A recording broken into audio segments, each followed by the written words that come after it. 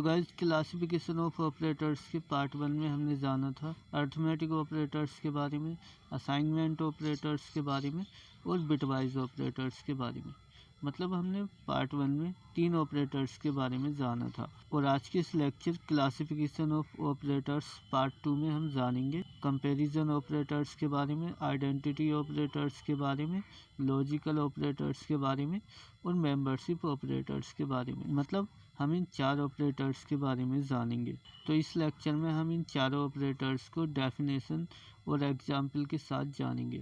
So guys please इस video को last तक देखें ताकि आपके इस टॉपिक से रिलेटेड सारे कंसेप्ट क्लियर हो जाए। और गाइज यदि आप इस चैनल पर नए हैं तो कृपया चैनल को सब्सक्राइब कर दें ताकि जब भी हम कोई नई वीडियो अपलोड करें तो उसका नोटिफिकेशन सबसे पहले आपके पास पहुंचे। तो चलिए स्टार्ट करते हैं। सबसे पहले comparison operators. Comparison operators are used to compare values. It is also called relational operators. मतलब कंपैरिजन ऑपरेटर्स ऐसे ऑपरेटर्स होते हैं जो वैल्यूज को कंपेयर करने के लिए यूज़ होते हैं। यानी ऐसे ऑपरेटर्स जो 2 या 2 से अधिक वैल्यूज को आपस में कंपेयर करते हैं उन्हें कंपैरिजन ऑपरेटर्स कहते हैं। इन्हें हम रिलेशनल ऑपरेटर्स भी कहते हैं क्योंकि यह 2 वैल्यूज के बीच में रिलेशन को भी प्रदर्शित करते हैं। तो जैसे कि यहाँ पर कुछ कंपैरिजन ऑपरेटर्स दिए हुए हैं। नंबर 1 इक्वल, तो इसका एग्जांपल दिया हुआ है x इक्वल टू वाई। यदि x और y दोनों की वैल्यू सेम होगी तो यह ट्रू रिटर्न करेगा, और यदि x और y की वैल्यू अलग अलग होंगी तो यह फॉल्स रिटर्न करेगा। नंबर 2 है नॉट इक्वल टू। इसका एग्जाम्पल है x not equal to y. यदि x और y की वैल्यू इक्वल होंगी तो यह फॉल्स रिटर्न करेगा, और यदि इक्वल नहीं होंगी तो यह ट्रू रिटर्न करेगा। नेक्स्ट है ग्रेटर देन। तो इसका एग्जाम्पल है x ग्रेटर देन y। यानी यदि x की वैल्यू y से बड़ी होगी तो यह ट्रू रिटर्न करेगा, और यदि x की वैल्यू y से छोटी होगी तो यह फॉल्स रिटर्न करेगा। नेक्स्ट है लेस देन। इसका एग्जाम्पल है x लेस देन y। मतलब यदि x की वैल्यू y से छोटी होगी तो ट्रू रिटर्न होगा, और यदि x की वैल्यू y से बड़ी होगी तो यह फॉल्स रिटर्न करेगा। नेक्स्ट है ग्रेटर देन और इक्वल टू। तो इसका एग्जाम्पल दिया हुआ है x ग्रेटर देन और इक्वल टू। यदि x की वैल्यू y से बड़ी है या y के बराबर है तो ट्रू रिटर्न होगा। नेक्स्ट है लेस देन और इक्वल टू। इसका एग्जाम्पल है x लेस देन और इक्वल टू y। इसका मतलब है x की वैल्यू या तो y से छोटी होनी चाहिए या y के बराबर होनी चाहिए। यदि x की वैल्यू y से छोटी है या y के बराबर है तो यह ट्रू रिटर्न करेगा। तो चलिए अब कंपैरिजन ऑपरेटर्स को एक प्रोग्राम के थ्रू जानते हैं ये कैसे वर्क करते हैं। तो जैसा कि यहाँ पर प्रोग्राम दिया हुआ है इक्वल 10। तो यहाँ पर एक वेरिएबल दिया हुआ है a जिसके अंदर 10 वैल्यू स्टोर है, और फिर दिया हुआ है b इक्वल 11। तो दूसरा वेरिएबल दिया हुआ है b जिसके अंदर 11 स्टोर है। फिर दिया हुआ है print a equal to y, a not equal to v, print a greater than b, फिर print a less than b, print a greater than और इक्वल टू b, फिर दिया है प्रिंट a लेस देन और equal to b। तो जब हम इस प्रोग्राम को रन करेंगे तो ये आउटपुट देगा false true false true false true. तो पहला आउटपुट दिया हुआ है फॉल्स। तो इसके लिए हम पहुंचेंगे लाइन नंबर 3 पर, जहाँ पर लिखा हुआ है print a equal to b। तो यहाँ पर कंडीशन दी हुई है a इक्वल टू b, मतलब a और b इक्वल हैं। तो a की वैल्यू क्या है 10 और b की वैल्यू क्या है 11। तो यह कंडीशन फॉल्स है, तो इसलिए यहाँ पर आउटपुट फॉल्स आया, और प्रिंट फंक्शन के द्वारा इस कंडीशन का आउटपुट कंप्यूटर की स्क्रीन पर आउटपुट के रूप में दे दिया। फिर अगला आउटपुट दिया हुआ है ट्रू। तो इसके लिए लाइन नंबर 4 पर जाएंगे, जहाँ पर लिखा हुआ है print a not equal to b। तो प्रिंट फंक्शन का प्रयोग हम कंप्यूटर की स्क्रीन पर आउटपुट देने के लिए करते हैं, और ब्रैकेट में कंडीशन दी हुई है a not equal to b, यानी कि a और b बराबर नहीं है। तो a की वैल्यू है 10 और b की वैल्यू है 11, यानी कि a और b बराबर नहीं है, मतलब यह कंडीशन ट्रू है। तो इसलिए सेकंड आउटपुट ट्रू आया। नेक्स्ट आउटपुट है फॉल्स। तो इसके लिए हम जाएंगे लाइन नंबर 5 पर, जहाँ पर दिया हुआ है print a greater than b, यानी कि a b से बड़ा है। तो a की वैल्यू है 10 और b की वैल्यू है 11। तो कंडीशन जो है गलत है, तो इसलिए यहाँ पर थर्ड आउटपुट में फॉल्स आया। अगला आउटपुट है ट्रू। तो इसके लिए हम जाएंगे लाइन नंबर 6 पर, जहाँ पर दिया हुआ है प्रिंट ए ग्रेटर दैन बी, यानी कि ए बी से बड़ा है। तो ए की वैल्यू है 10 और बी की वैल्यू है 11, तो इसलिए कंडीशन ट्रू है क्योंकि ए की वैल्यू बी से बड़ी है। नेक्स्ट आउटपुट है फॉल्स, तो इसके लिए हम लाइन नंबर 7 पर जाएंगे, जहाँ पर दिया हुआ है प्रिंट ए ग्रेटर दैन और इक्वल टू बी। इस कंडीशन का मतलब है कि ए की वैल्यू या तो बी से बड़ी होनी चाहिए या इक्वल होनी चाहिए, तो आउटपुट ट्रू आएगा, अदरवाइज फॉल्स। तो यहाँ पर कंडीशन गलत है क्योंकि ए की वैल्यू बी से छोटी है, तो इसलिए यहाँ पर आउटपुट फॉल्स आया। नेक्स्ट आउटपुट है ट्रू, तो इसके लिए हम लाइन नंबर 8 पर जाएंगे, जहाँ पर दिया हुआ है print A less than equal to B. तो प्रिंट फंक्शन का प्रयोग हम कंप्यूटर की स्क्रीन पर आउटपुट देने के लिए करते हैं, और कंडीशन दी हुई है ए लेस दैन और इक्वल टू बी। इसका मतलब है यदि ए की वैल्यू बी से छोटी है या ए की वैल्यू बी के बराबर है तो यह ट्रू प्रिंट करेगा, अदरवाइज फॉल्स। तो यहाँ पर ए की वैल्यू 10 है, बी की 11, मतलब यह कंडीशन ट्रू है क्योंकि ए की वैल्यू बी से छोटी है, तो इसलिए नेक्स्ट आउटपुट ट्रू आया। नेक्स्ट ऑपरेटर्स हैं identity operators. Identity operators are used to check whether both operands are same और नॉट। मतलब आइडेंटिटी ऑपरेटर्स का प्रयोग हम यह चेक करने के लिए करते हैं कि दोनों ऑपरेंड्स सेम हैं और नहीं। मतलब यदि हमें यह चेक करना है कि दोनों ऑपरेंड सेम हैं या नहीं, तो इसके लिए हम आइडेंटिटी ऑपरेटर्स प्रयोग करते हैं। यदि दोनों ऑपरेटर्स सेम होते हैं तो यह ट्रू रिटर्न करता है, यदि कंडीशन ट्रू होती है तो यह ट्रू रिटर्न करता है, और यदि कंडीशन फॉल्स होती है तो यह फॉल्स रिटर्न करता है। यहाँ पर कुछ आइडेंटिटी ऑपरेटर्स हैं, जैसे नंबर 1 है इज़। यह ट्रू रिटर्न करता है यदि दोनों वेरिएबल सेम ऑब्जेक्ट के होते हैं। जैसे इसका एग्जाम्पल है एक्स इज बाई, यानी कि यदि दोनों वैल्यू सेम है तो यह ट्रू रिटर्न करेगा। नेक्स्ट है इज नॉट। यह ट्रू रिटर्न करता है यदि दोनों वेरिएबल सेम ऑब्जेक्ट के नहीं होते हैं या सेम नहीं होते हैं। जैसे इसका एग्जाम्पल है एक्स इज नॉट वाई। यदि दोनों वेरिएबल सेम नहीं होते हैं तो यह ट्रू रिटर्न करता है। तो चलिए आइडेंटिटी ऑपरेटर्स को एक प्रोग्राम के थ्रू जानते हैं यह कैसे वर्क करते हैं। तो जैसे कि यहाँ पर प्रोग्राम दिया हुआ है इक्वल 10 बी इक्वल 11। तो यहाँ पर एक वेरिएबल ए है जिसके अंदर 10 वैल्यू स्टोर है, एक दूसरा वेरिएबल बी है जिसके अंदर 11 स्टोर है। फिर दिया हुआ है प्रिंट ए इज़ बी, और फिर दिया हुआ है print A is not be. फिर उसके बाद दो वेरिएबल क्रिएट हुए हैं एक्स इक्वल 6 और वाई इक्वल 6। फिर दिया हुआ है प्रिंट एक्स इज़ वाई, और फिर दिया हुआ है print X is not Y. और जब हम इस प्रोग्राम को रन करेंगे तो यह आउटपुट देगा फॉल्स ट्रू ट्रू फॉल्स। तो सबसे पहला आउटपुट है फॉल्स, तो इसके लिए हम जाएंगे लाइन नंबर 3 पर, जहाँ पर दिया हुआ है प्रिंट ए इज़ बी। तो यहाँ पर कंडीशन दी हुई है ए इज़ बी, मतलब ए और बी सेम है। यदि ए और बी सेम है तो यह ट्रू रिटर्न करेगा, अदरवाइज फॉल्स। तो यहाँ पर ए की वैल्यू है 10 और बी की वैल्यू 11, मतलब ए बी से छोटा है, यानी कि ए और बी बराबर नहीं है, तो यह फॉल्स रिटर्न करेगा। अगला आउटपुट है ट्रू, तो इसके लिए हम जाएंगे लाइन नंबर 4 पर, जहाँ पर दिया हुआ है print A is not be. तो कंडीशन दी हुई है ए इज़ नॉट बी, मतलब ए बी के बराबर नहीं है। यदि ए और बी सेम नहीं तो यह ट्रू रिटर्न करेगा, अदरवाइज फॉल्स। तो ए की वैल्यू है 10 और बी की वैल्यू 11, मतलब ए और बी सेम नहीं है, तो इसलिए यहाँ पर सेकंड आउटपुट ट्रू आया। अगला आउटपुट है ट्रू, तो इसके लिए हम जाएंगे लाइन नंबर 7 पर, जहाँ पर दिया हुआ है प्रिंट एक्स इज बाई।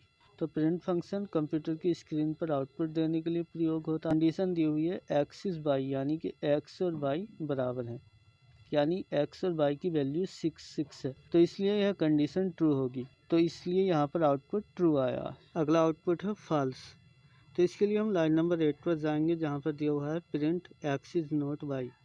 मतलब कंडीशन दी हुई है एक्स इज़ नॉट वाई, यानी कि एक्स और वाई सेम नहीं है। तो एक्स की वैल्यू है 6 और वाई की वैल्यू 6 है, मतलब दोनों की वैल्यू सेम है, तो इसलिए यह कंडीशन फॉल्स है, तो इसलिए आउटपुट फॉल्स आया। नेक्स्ट ऑपरेटर्स हैं logical operators. Logical operators are used to check 2 और मोर कंडीशंस। मतलब लॉजिकल ऑपरेटर्स का प्रयोग हम दो या दो से अधिक कंडीशंस को चेक करने के लिए करते हैं। मतलब लॉजिकल ऑपरेटर्स का प्रयोग हम ऐसी जगह पर करते हैं जहां पर हमें दो या दो से अधिक कंडीशंस को चेक करना होता है कि ये कंडीशन ट्रू है या फॉल्स। जैसा कि कुछ लॉजिकल ऑपरेटर्स दिए हुए हैं। नंबर 1 है एंड। यह ट्रू रिटर्न करता है यदि दोनों स्टेटमेंट ट्रू होते हैं। मतलब जैसे हमारे पास दो कंडीशन है, यदि दोनों कंडीशंस ट्रू होंगी तो यह ट्रू रिटर्न करेगा, और यदि एक कंडीशन ट्रू है एक फॉल्स है तो यह फॉल्स रिटर्न करता है। नेक्स्ट है और। यह ट्रू रिटर्न करता है यदि एक कंडीशन ट्रू होती है। मतलब यदि कोई भी एक कंडीशन ट्रू है तो यह ट्रू रिटर्न करता है, अदरवाइज फॉल्स। नेक्स्ट है नोट। यह ट्रू रिटर्न करता है यदि कंडीशन फॉल्स होती है, और फॉल्स रिटर्न करता है यदि कंडीशन ट्रू होती है। मतलब यह उल्टा करता है। तो चलिए लॉजिकल ऑपरेटर को एग्जाम्पल के थ्रू जानते हैं। तो जैसे कि यहाँ पर प्रोग्राम दिया हुआ है a = 10 b = 11, print a greater than 6 and b less than 3, print a less than 9 और b greater than 2, print note a। तो यहाँ पर आउटपुट आया हुआ है फॉल्स ट्रू फॉल्स। तो पहले आउटपुट है फॉल्स, तो इसके लिए हम लाइन नंबर 3 पर जाएंगे जहाँ पर दिया हुआ है print a greater than 6 and b less than 3। Condition दी हुई है a greater than 6 and b less than 3। तो चलिए कंडीशन देखते हैं। पहली कंडीशन है a ग्रेटर दैन 6, मतलब a की वैल्यू 6 से बड़ी है, तो a की वैल्यू है 10, तो यह कंडीशन ट्रू है क्योंकि 10 6 से बड़ा है। फिर एंड ऑपरेटर का प्रयोग हुआ है, और दूसरी कंडीशन है b लेस दैन 3, यानी कि b की वैल्यू 3 से छोटी है, b की वैल्यू है 11, और कंडीशन हुई फिर 11 लेस दैन 3। तो यह कंडीशन फॉल्स हो रही है, जबकि एंड ऑपरेटर में दोनों कंडीशन यदि ट्रू होती हैं तभी ट्रू रिटर्न होता है, अदरवाइज फॉल्स। तो इसलिए पहला आउटपुट फॉल्स है। नेक्स्ट है ट्रू। तो इसके लिए हम जाएंगे लाइन नंबर 4 पर जहाँ पर दिया हुआ है प्रिंट a लेस दैन 9 और b ग्रेटर दैन 2। तो प्रिंट फंक्शन कंप्यूटर की स्क्रीन पर आउटपुट देने के लिए प्रयोग होता है, और कंडीशन दी हुई है a लेस दैन 9 और b ग्रेटर दैन 2। तो यहाँ पर और ऑपरेटर है, जिसका मतलब है यदि एक कंडीशन ट्रू है तो यह ट्रू रिटर्न करेगा, अदरवाइज फॉल्स। तो पहली कंडीशन है a लेस दैन 9, मतलब a की वैल्यू 9 से छोटी है, जो कि फॉल्स है क्योंकि 10 9 से छोटा नहीं है बल्कि 10 9 से बड़ा है। फिर और ऑपरेटर है, और अगली कंडीशन है b ग्रेटर दैन 2, तो b की वैल्यू है 11, तो यह हो गया 11 ग्रेटर दैन 2, तो यह कंडीशन ट्रू है। तो यहाँ पर एक कंडीशन फॉल्स है एक ट्रू है, तो इसलिए यहाँ पर ट्रू आउटपुट आया। नेक्स्ट आउटपुट है फॉल्स। तो इसके लिए हम लाइन नंबर 5 पर जाएंगे जहाँ पर दिया हुआ है प्रिंट नोट a। तो a की वैल्यू कितनी है 10, a की वैल्यू दी हुई है 10, जो कि यहाँ पर वेरिएबल में स्टोर हुई है, मतलब इस प्रोग्राम में 10 स्थित है, तो इसलिए a की वैल्यू ट्रू है। जबकि इसमें नोट ऑपरेटर का प्रयोग हुआ है, तो इसलिए यह ट्रू की वैल्यू उल्टी हो जाएगी, मतलब फॉल्स हो जाएगी, तो इसलिए तीसरा आउटपुट फॉल्स आया है। नेक्स्ट ऑपरेटर्स हैं मेंबरशिप ऑपरेटर्स।